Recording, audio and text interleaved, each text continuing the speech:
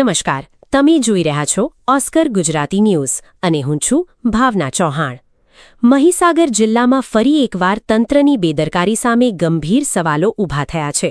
બાલાસિનોર ખાતે આવેલી જમિયતપુરા ડમ્પિંગ સાઇટમાંથી નીકળતા કેમિકલયુક્ત લાલ પાણીના મામલે હવે લોકોમાં ભારે રોષ ફાટી નીકળ્યો છે। 1 મહિના પહેલા લેવામાં આવેલા પાણીના સેમ્પલનો હજુ સુધી ગુજરાત પ્રદૂષણ નિયંત્રણ બોર્ડ એટલે કે જીસીપીસી દ્વારા કોઈ રિપોર્ટ જાહેર કરવામાં આવ્યો નથી અને હવે ગ્રામજનો તેમજ કોંગ્રેસ આગેવાનો સીધા જિલ્લા તંત્ર સામે આક્રમક બન્યા છે। જિલ્લા યુવા કોંગ્રેસ પ્રમુખ હર્ષદ પટેલ અને જમિયતપુરા ગામના લોકો મોટી સંખ્યામાં જિલ્લા અધિક કલેક્ટર કચેરીએ પહોંચ્યા હતા અને હાથમાં કેમિકલયુક્ત લાલ પાણી લઈને તંત્ર સામે જોરદાર વિરોધ નોંધાવ્યો હતો।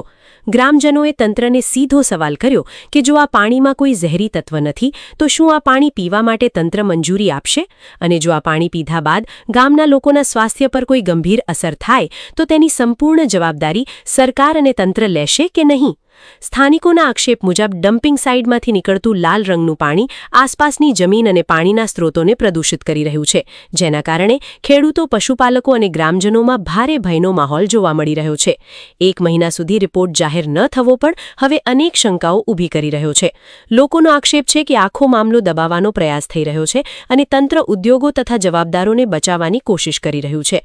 ગ્રામજનોએ સ્પષ્ટ શબ્દોમાં માંગ કરી છે કે જ્યાં સુધી જીસીપીસીનો સત્તાવાર રિપોર્ટ જાહેર ન થાય ત્યાં સુધી આ ડમ્પિંગ સાઇટ તાત્કાલિક બંધ કરવામાં આવે, કારણ કે લોકોના જીવન અને સ્વાસ્થ્ય સાથે કોઈ પણ પ્રકારનો ખેલ ચલાવી લેવાશે નહીં। વિરોધ દરમિયાન કોંગ્રેસ આગેવાનો દ્વારા તંત્રને છેલ્લું અલ્ટિમેટમ પણ આપવામાં આવ્યું અને ચીમકી ઉચ્ચારી કે જો ટૂંક સમયમાં રિપોર્ટ જાહેર નહીં થાય અને ડમ્પિંગ સાઇટ બંધ નહીં કરવામાં આવે તો આવનારા દિવસોમાં ઉગ્ર આંદોલન કરવામાં આવશે। હાલ સમગ્ર મામલે જિલ્લાભરમાં ભારે ચર્ચા ચાલી રહી છે અને હવે સૌની નજર તંત્ર અને જીસીપીસીના આગામી પગલાં પર ટકેલી છે। કેમિકલયુક્ત આ લાલ પાણી પાછળનું સત્ય શું છે? શું ખરેખર લોકોના આરોગ્ય સાથે ગંભીર ચેડા થઈ રહ્યા છે અને આખરે રિપોર્ટ જાહેર કરવામાં આટલો વિલંબ શા માટે? આ તમામ સવાલો વચ્ચે બાલાસિનોરનું જમિયતપુરા ડમ્પિંગ સાઇટ હવે વિવાદનું કેન્દ્ર બન્યું છે। રિપોર્ટર સાગર ઝાલા સાથે હું છું ભાવના ચૌહાણ। વધુ અપડેટ માટે જોતા રહો Oscar Gujarati channel. Reporter Fatehsinh Jhala, Kheda, Gujarat. આજરોજ જે ડમ્પિંગ સાઇટ બાલાસિનોર ખાતે ધમધોકારીને ચાલતી હોય છે એના વિરોધમાં નાયબ કલેક્ટર શ્રીને અમે ફરી એકવાર રજૂઆત કરી છે કે અગાઉ જિલ્લા કલેક્ટર શ્રીને રજૂઆત કરી હતી કે આ ડમ્પિંગ સાઇટ સદંતર રીતે બંધ થવી જોઈએ, પણ અત્યારે તંત્ર દ્વારા કોઈ પણ નક્કર કાર્યવાહી કરવામાં નથી આવી। અગાઉ પણ જીપીસીબીની ટીમ દ્વારા ત્યાંના પાણીના સેમ્પલ પણ લેવામાં આવે છે, હજુ સુધી કોઈ પણ રિપોર્ટ પણ નથી આવ્યો। એટલે અહીંયા તંત્રની મિલીભગત અમને દેખાઈ રહી છે। જો આના અનુસંધાનમાં કોઈ પણ નક્કર કાર્યવાહી નહીં થાય તો અમે સર્વે બાલાસિનોર સ્થાનિકના આગેવાનો અને અમારી આખી મહીસાગર કોંગ્રેસની ટીમ ધરણા પ્રદર્શન કરીશું અને ઉગ્ર જન આંદોલન પણ ઊભું કરીશું। સાહેબ, આ પાણી ખેતીમાં વપરાય છે, પીવામાં વપરાય છે, ત્યાંના સ્થાનિક આ પાણી સાહેબ રોગ થાય છે। જીપીસીબીનો રિપોર્ટ આવતો તો કદાચ ટાઈમ બી લાગે, બરાબર? તો ત્યાં સુધી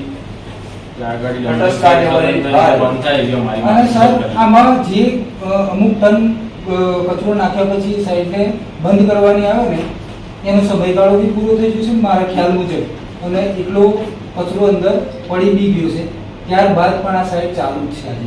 એટલે જે તે વાહનો આવે છે કચરાના એ લીગલી આજે બી નહીં, એવું કદાચ મને એવું લાગે, શંકા, એ લીગલી આજે બી નહીં આવતા, કારણ કે એની જે સમય મર્યાદા, કોઈ પણ વસ્તુની સમય મર્યાદા હોય એવું છે। સંતોષકારક તમારા તરફથી જવાબ મળે એવું કંઈક કરો, બરાબર? આ ડમ્પિંગ સાઇટ ક્યાં સુધી બંધ થશે? એટલે રિપોર્ટ ના આવે ત્યાં સુધી તો અમે તો સર અહીંથી તો એ ડમ્પિંગ સાઇટમાં લગભગ 1 કલાક ઉપર રોકાયેલા આ બધી ગાડીઓ જે સ્પેશિયલ ટીમ, અને પછી રિટર્નમાં જે જગ્યાએ લાલ પાણી આવે છે ને તેની મુલાકાત તો એમણે લીધી બી નથી અને લેવાના બી નહોતા, પણ અમે રોડ ઉપર રસ્તો રોકીને એમને વિડીયો બી મારામાં છે અને એ રોકીને પછી સ્થળ ઉપરથી સેમ્પલ લેવડાયા છે। ત્યારબાદ સાંજે બીજેથી સેમ્પલ લેવાના મેસેજ મળ્યા મને, તો બીજેથી સેમ્પલ લઈ ગયા છે। આ ટીમ સ્પેશિયલ ટીમ હતી ને એ વિડીયો બનાવીને એમને રૂબરૂ સેમ્પલ લેવડાવ્યા હતા અમે।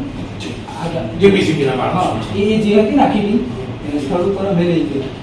જો અમે રોડ ઉપર ના હોત તો આ જગ્યાએ જવાના બી નહોતા જ. હું છત્રસિંહ ડાભી સ્થાનિક ડમ્પિંગ ગ્રામ પંચાયતના આગેવાન તરીકે અહીંયા કલેક્ટર સાહેબને રજૂઆત કરવા આવ્યા છીએ. જે ડમ્પિંગ સાઇટના કારણે આજુબાજુના ભૂગર્ભના પાણી આ લાલ થયા છે, કેમિકલ યુક્ત થયા છે, તેના અનુસંધાને અગાઉ અમે કલેક્ટર સાહેબશ્રીને આવેદનપત્ર આપ્યું હતું. એ આવેદનપત્રના અનુસંધાને આજ દિન સુધી કોઈ નક્કર કાર્યવાહી થવામાં ના આવી. એના કારણે અમે ફરીવાર મૌખિક રજૂઆત કરવા માટે આવ્યા છીએ અને સાહેબનો જવાબ લેવા માટે આવ્યા હતા. પરંતુ અહીંયાના જવાબો પરથી એવું લાગે છે કે આ ડમ્પિંગ સાઇટને બંધ કરાવવા માટે કોઈ પણ અધિકારીઓને કે આ તંત્રને કોઈ રસ નથી અને ચાલુ રાખવા પર વધારે એ લોકોને ઇન્ટરેસ્ટ હોય એવા જવાબો મળે છે. જીપીસીબીની 20/4/2026 ના રોજ ગાંધીનગર આખી ટીમ સ્થળ તપાસ કરી અને સેમ્પલ લઈ ગયા છે. છતાં આજે 1 મહિના ઉપરનો સમયગાળો થયો, કોઈ પણ કાર્યવાહી કરવામાં આવી નથી.